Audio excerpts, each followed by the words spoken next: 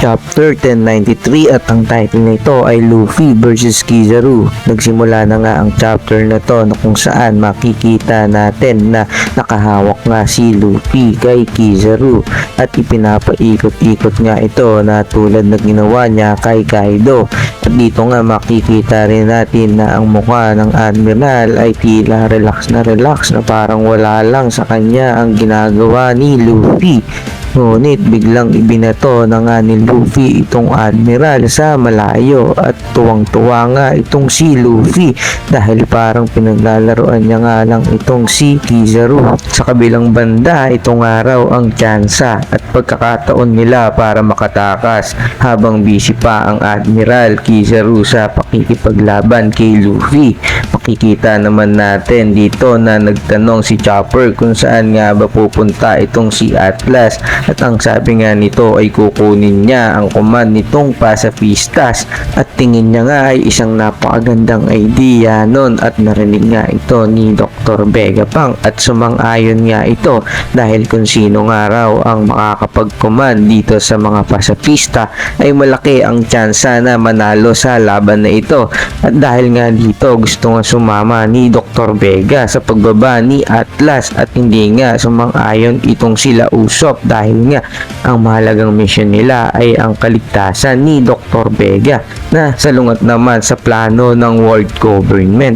At bigla-bigla ngang tumawag ito si Dr. Vega kay Franky na sinabi na nasa baba nga itong si Bonnie at sumagot naman si Franky na buhay nga ito ngunit nasipa ito ni Kizaru at tumama sa barrier pero hindi rin natin masasabi na mahina itong si Bonnie dahil alam naman natin na imposibleng lumusot sa barrier si Bonnie at ang tanging alam natin na si Kizaru lang ang may kakayahang bumaypas dito dahil sa kakayahan ng Devil Fruit nito.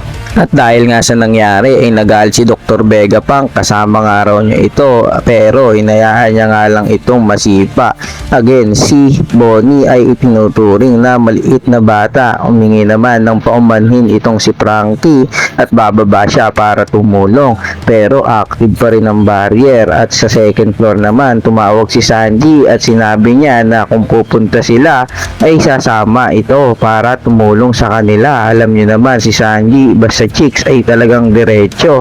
Sinabi naman ni Jinbei na nakuha niya ng araw lahat ng gamit ng mga Vegapunk at pupunta na sa likod para doon na lang magkita-kita. Sa baba naman na pinaghahanap ng Marine si Jewelry Bonnie at pinakita na ginamit niya ang Devil Fruit ability sa napakaraming Marines at nagtatago nga siya sa baba at matindi ang tama niya. Si Sentomaru naman ay ipinakitang nakahandusay sa lupa. Ipinakita ang flashback matapos tumama sa barrier at malaglag itong si Bonnie ay sinalo siya ni Sentomari at sinabi niya nga na magtago na si Bonnie dahil sa papalapit na ang mga Marine. Napapaisip na nga lang si Bonnie kung ano ang gagawin niya kung magtatago na lang siya hanggang matapos ang lahat ng ito. Balik naman tayo sa taas kung saan patuloy pa rin ang pagtawa ni Luffy at nakita niya si Zoro na nakikipaglaban din. Sumagot naman si Zoro na mag-focus lang si Luffy kay Kizaru at ipinakita na ang bakbakan nitong ni Zoro at ni Rob Lucci naka-Zone Awakening na si CP0 habang ginamit naman ni Zoro ang King of Hell.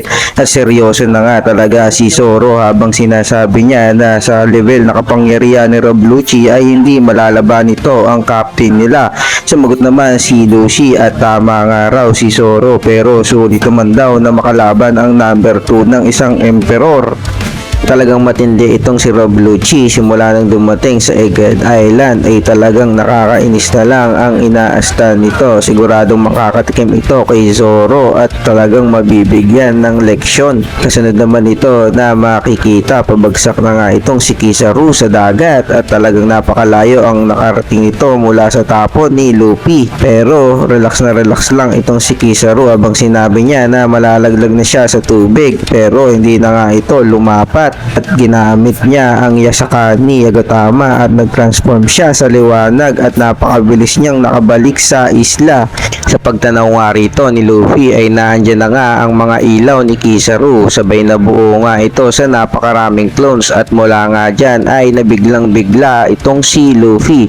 Bali normal na reaction nga ito ni Luffy sa kanyang Gear 5 at nakita nga natin ito sa laban ni Kaido, pero wala tayong idea kung ano nga ba ang awakening ng Logia Devil Fruit.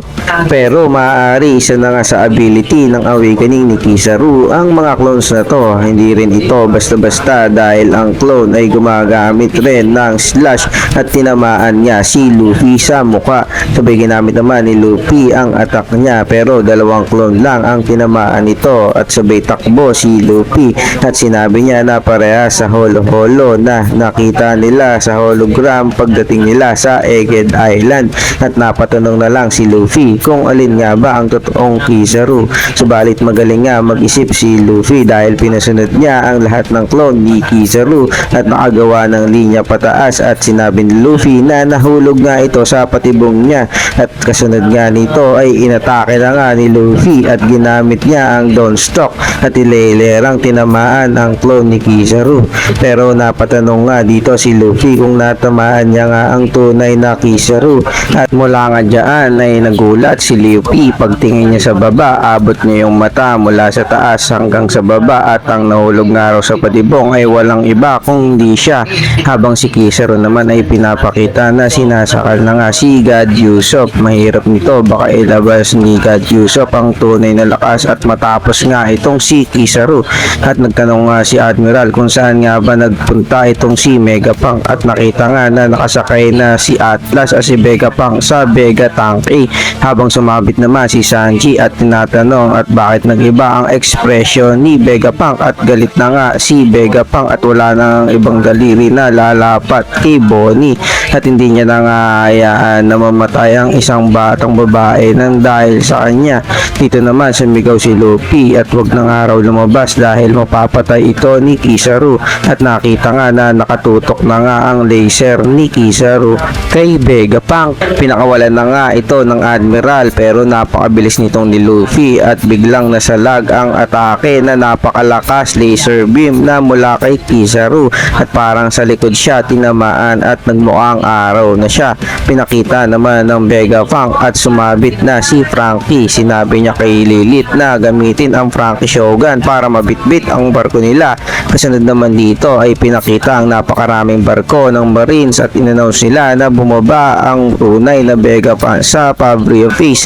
Hindi pa nga nakakababa ang tangke, sumigaw naman si Atlas sa Pacifistas. Isang araw itong pagbabago ng command mula kay Dr. Vegapunk at ang inutos nito ay ubusin ang lahat ng Marine sa isla. Makikita nga na narinig nga talaga ng Pacifistas ang command nito habang ipinapakita ang nakatingin at seryoso itong si Saturn. Wala na nga choice si Saturn dahil kahit si Kizaru ay hindi na mababago ang ibinigay na command. Ating abangan ang susunod na chapter kung may gagawin na nga bang hakbang itong si Saturn at pinigurado isang matinding sorpresa ito dahil walang nag-aakala na ang isang Gorosei ay pupunta sa Egghead Island. Pero syempre alam natin na wala naman pakialam si Luffy na kahit sino ang makalaban niya. Siguradong mapapalaban itong si Saturn kay Luffy. Maaaring madiyado si Luffy, pero kung tutulong ang Ancient Robot ay siguradong napakatinding laban nito. I-comment nyo na lang kung anong reaction sa chapter na to. At kung nagustuhan mo ang video na to, huwag mong kalimutang mag-like, follow, and share. Maraming salamat!